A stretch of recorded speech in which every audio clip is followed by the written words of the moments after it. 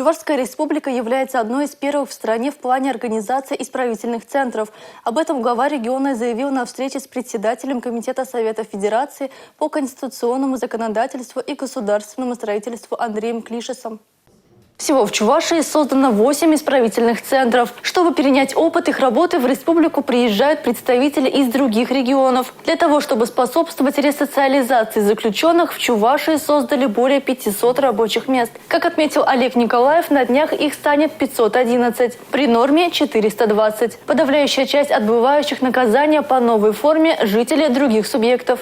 Я сам бываю в этих исправительных центрах, общаюсь как с работодателями, помимо, естественно, системы наказания, так и с работодателями, с самими людьми, которые имеют возможность более свободно себя чувствовать.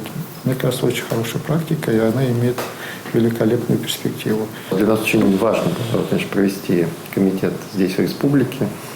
Валентина Ивановна Матвиенко как обязательно требование определять всем комитетам работу именно в регионе, обязательно с выездными заседаниями, по проблематике обязательно посещения и социальных объектов, как мы запланировали сейчас посещение учреждений ГУФСИН здесь на территории. Поэтому я думаю, что у нас такая будет напряженная, содержательная поездка.